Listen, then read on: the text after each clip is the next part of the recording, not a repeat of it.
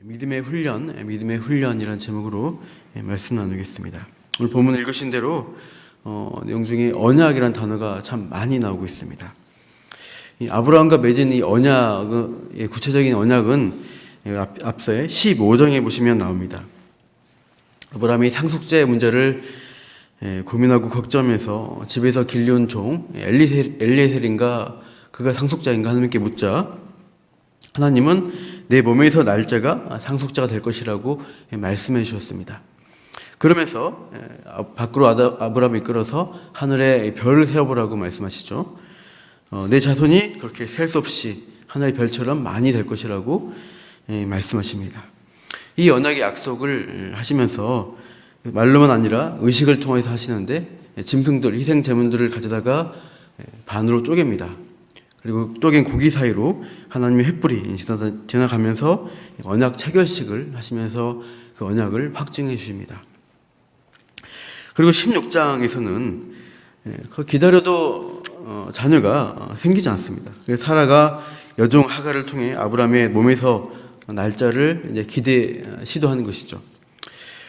그러나 이 아이로 인해서 나중에 이제 갈등과 분란이 집안에 일어나고 참 힘들게 됩니다. 오늘 본문 17장 19절을 보시면 하나님은 아브라함과 사라의 몸에서 날 자가 상속자라고 더 명료하게 하나님이 약속한 자에 대해서 말씀해 주십니다. 그러니까 이처럼 하나님은 계속 약속을 주시고 있는데 때가 되어가면서 그 약속이 점점 더 명료하게 주어지는 것을 볼 수 있습니다. 그 하나님의 인도하심이 있는데요. 그건 아브라함이 그 이루어 가시는 그 때를 참 기다리는 것이, 믿고 기다리는 것이 참 쉽지 않은 것 같습니다. 아브라함이 75세에 하나님의 부르심을 받았습니다. 그때 아브라함이 75세 때 아브라함이 갖고 있었던 참 그 인생의 가장 큰 고민 중 하나는 자녀가 없다는 문제일 것입니다.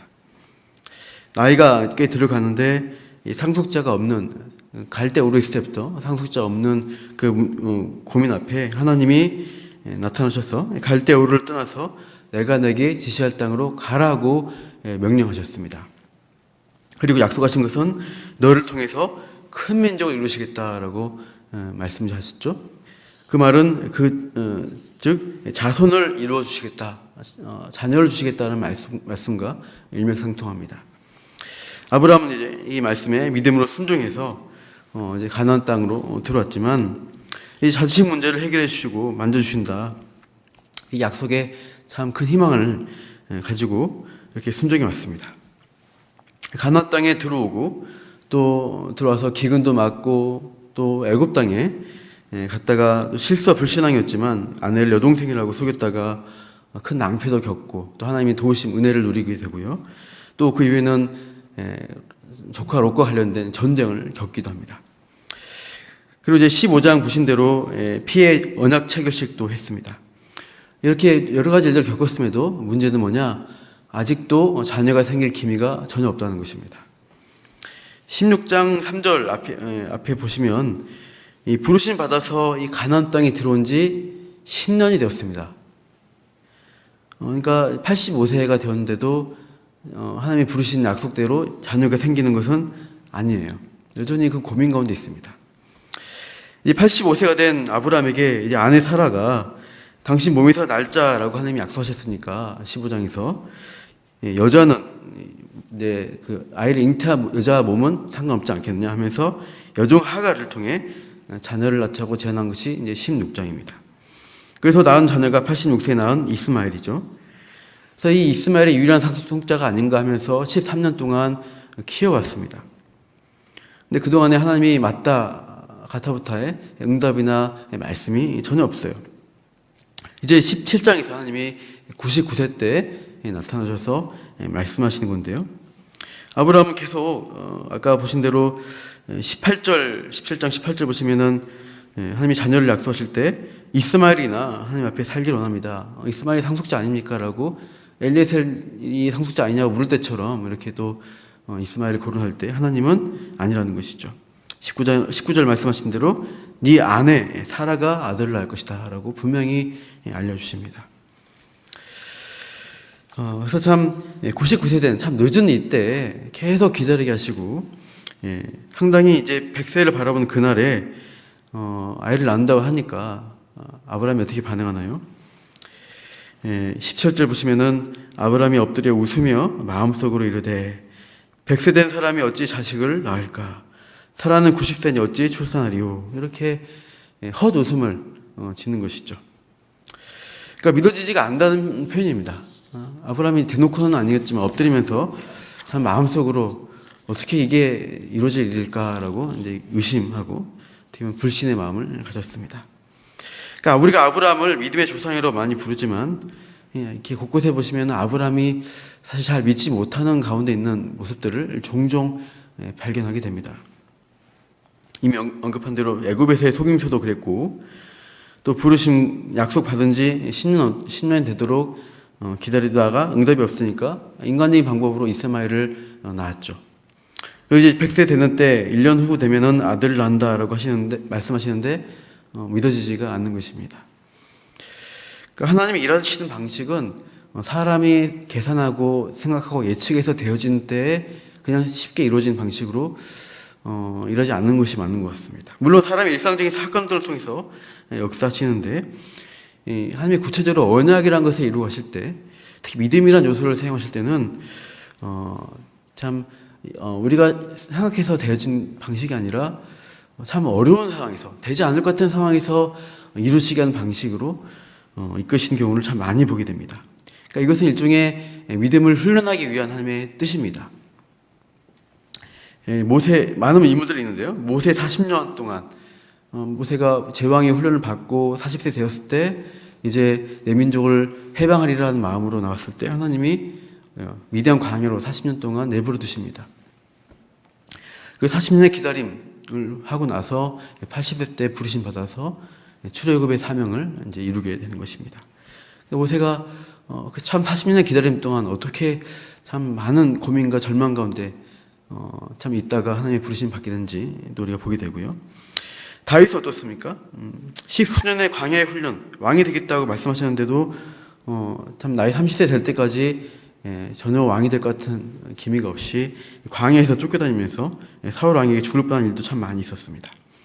자신이 친히 원수 갚지 않도록 하나님 훈련하는 일들을 통해서 우리가 이제 보시지만 나발 사건을 통해서 하나님이 원수를 갚으시는구나, 나발을 치신 사건을 경험하면서 하나님이 이 사울 왕에 대한 것들도 하나님이 알아서 때가 되면 하시겠지라는 훈련들, 믿음의 훈련들을 통해서 때가 되니까 하나님이 세우신 것을 경험하게 되죠.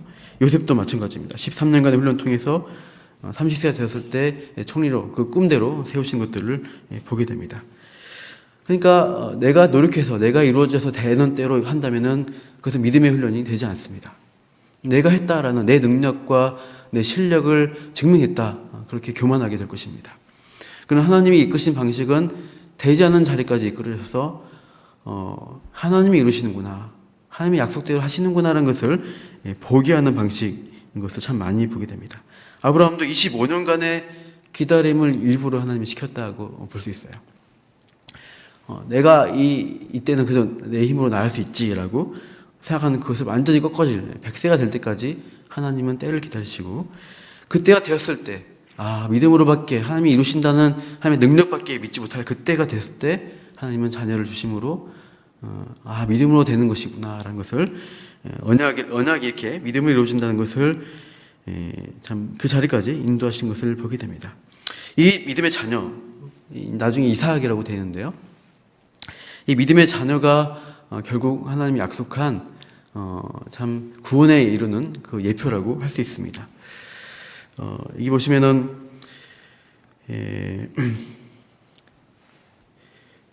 자손이라 되어 있는데요.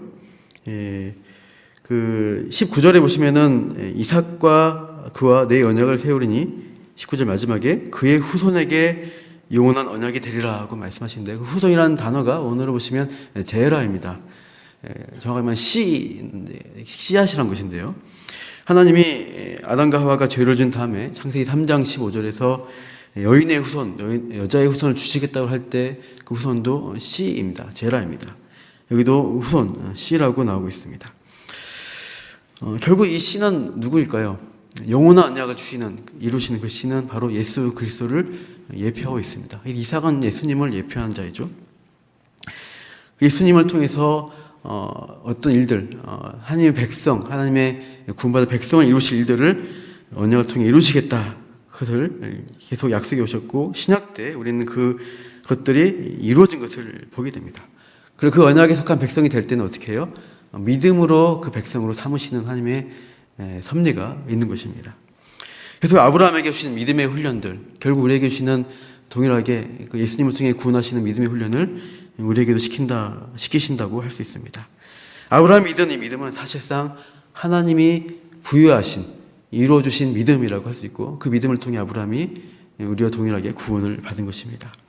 오늘도 우리가 이 땅을 살아갈 때 우리의 뜻과 계획과 방식대로 이루어진다라고 하는 것은 내 힘으로 했다, 내가 인간의 방법을 했다라고 하는 것인데, 그것으로부터는 우리가 하나님의 언약이 이루어지지 않습니다. 내 힘이 되지 않는, 내가 다 할 수 없는 그 상황에서 하나님이 이루시는구나, 선하신 하나님이시다라는 것을 믿음으로 바라보는 것, 그것이 우리에게 하나님이 이루시는 참된 언약의 성취입니다. 오늘도 우리가 하나님이 믿음의 훈련을 시키십니다.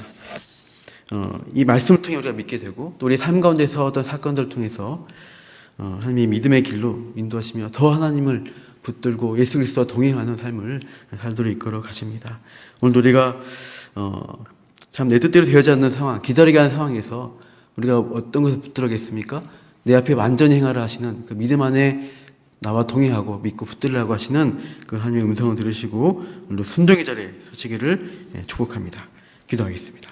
하나님이 아브라함을 약속 가운데 부르셨고 가나안 땅을 이끄셨지만 25년 동안 참 기다린 가운데 있게 하셨습니다. 그러면서 중간중간 약속을 말씀하셨고 더 구체적으로 보여주셨습니다. 참 인간적으로 그 믿음이 흔들리고 때로는 불신하게 되고 참 때로는 실패하는 가운데 있었지만 하나님은 계속해서 아브라함을 훈련시키셔서 이삭을 얻게 될 그 자리까지 믿음으로 붙들도록 훈련해 가셨습니다. 그 믿음 주셨기 때문에 아브라함이 믿음의 조상이 되었고 우리 또한 그 믿음의 조상 아브라함을 통해 얻은 약속의 자녀 신약에서는 예수 그리스도 그분을 우리가 믿음으로 구원받은 하나님 백성 된 그 일들을 우리에게 허락하여 주셨습니다. 오늘도 믿음 가운데 행하라고 우리에게 말씀하시는 그 하나님 말씀 가운데 우리가 순종하며 참 기다려야 되고 때로는 우리가 넘어지기도 하지만 다시 한번 말씀 가운데 일어나서 그 믿음을 지켜나가는 주의 백성으로 오늘도 살아가게 하여 주시옵소서. 연단시키시고 훈련시키는 그 하나님이 마지막 그 자리에 가장 좋은 복을 예비하시고 이끌으신다는 것 오늘도 기대하며 감사하며 이 모든 말씀 예수님 이름으로 기도합니다.